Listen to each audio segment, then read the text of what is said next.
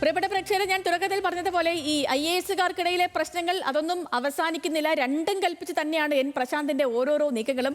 പറഞ്ഞു വരുന്നത് ഈ സസ്പെൻഷൻ ഹിയറിംഗ് നടക്കാനിരിക്കുകയാണ്. ഇതിനിടയിൽ വീണ്ടും ഒരു ഫേസ്ബുക്ക് പോസ്റ്റുമായി എൻ പ്രശാന്ത് IAS രംഗത്ത് വന്നിട്ടുണ്ട്. താൻ തെറ്റൊന്നും ചെയ്തിട്ടില്ലെന്നും അടിമക്കണ്ണാകാൻ താല്പര്യമില്ലെന്നുമാണ് എൻ പ്രശാന്ത് ഫേസ്ബുക്ക് പോസ്റ്റിലൂടെ പറയുന്നത്. മുതിർന്ന ഉദ്യോഗസ്ഥരോട് എങ്ങനെ പെരുമാറണം എന്നതിൽ സിനിമാ രംഗം പങ്കുവെച്ചുകൊണ്ടാണ് എൻ പ്രശാന്തിന്റെ പരിഹാസം. ബിനിൽ ലീല സാബു ഉണ്ട് നമുക്കൊപ്പം. ബിനിൽ, എൻ പ്രശാന്തിന് നോട്ടീസ് നൽകി. അതിന് പിന്നാലെ എൻ പ്രശാന്ത് 2 ആവശ്യങ്ങൾ ഉന്നയിച്ചിരുന്നു. ഈ 2 ആവശ്യങ്ങൾക്കും ഇന്നലെ അംഗീകാരം ലഭിച്ചിരുന്നില്ല. പോരാട്ടം കടുപ്പിക്കാൻ തന്നെയാണ് എൻ പ്രശാന്തിന്റെ തീരുമാനം. ഫേസ്ബുക്ക് പോസ്റ്റിൽ ഇത്രയും നാൾ ഒരു ഡയറക്റ്റ് ഫൈറ്റ് ആയിരുന്നുവെങ്കിൽ ഈ ഫേസ്ബുക്ക് പോസ്റ്റിൽ നിന്ന് നമ്മൾ മനസ്സിലാക്കുന്നത് ഇൻഡയറക്റ്റായി പലരെയും കുത്തുന്നുണ്ട് എൻ പ്രശാന്ത്, അല്ലേ? തീർച്ചയായിട്ടും അങ്ങനെ തന്നെയാണ്. ചീഫ് സെക്രട്ടറി അടക്കം പരോക്ഷമായി പരാമർശിക്കുമെന്നാണ് നമുക്ക് മനസ്സിലാക്കാൻ കഴിയുന്നത്. കാരണം നേരത്തെ ഇപ്പോൾ സസ്പെൻഷൻ ഹിയറിംഗ് നടക്കാൻ പോവുകയാണ്. അതിനിടെ ചില ആവശ്യങ്ങൾ മുന്നോട്ട് വെച്ചിരുന്നു.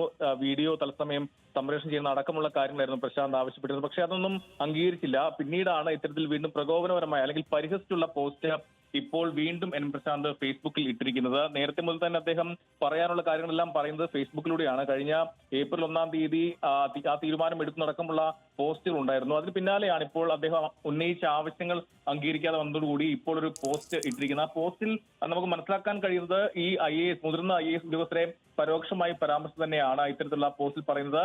അടിമക്കണ്ണാകാൻ തനിക്ക് താല്പര്യമില്ല എന്നാണ് അദ്ദേഹം പറയുന്നത്. മാത്രമല്ല, ഉദ്യോഗസ്ഥനെ പ്രൊഫസർ അടിമക്കണ്ണിന്റെ ക്ലാസ് ഇങ്ങനെയാകും എന്ന് പരാമർശിച്ചാണ് ഇത്തരത്തിൽ ആ പോസ്റ്റിൽ പറയുന്നത്. എന്തായാലും ഗോഡ്ഫാദർ ഇല്ലാത്ത, വരവിൽ കവിഞ്ഞ് വരുമാനമില്ലാത്ത, ക്രിമിനൽ കേസുകളിലൊന്നും ഇല്ലാത്ത ആളുകൾക്ക് മാത്രമാണ് ഈ ക്ലാസ് ബാധകമെന്നാണ് അദ്ദേഹം പറയുന്നത്. എന്തായാലും അദ്ദേഹത്തിന്റെ പ്രകോപനം തുടരുകയാണ്. IAS തലപ്പത്തെ ആ പോരും ഇപ്പോഴും തുടരുകയാണ്. അതിന്റെ ഭാഗം തന്നെയാണ് എൻ പ്രശാന്തിന്റെ ഇപ്പോഴത്തെ പുതിയ ഫേസ്ബുക്ക് പോസ്റ്റും.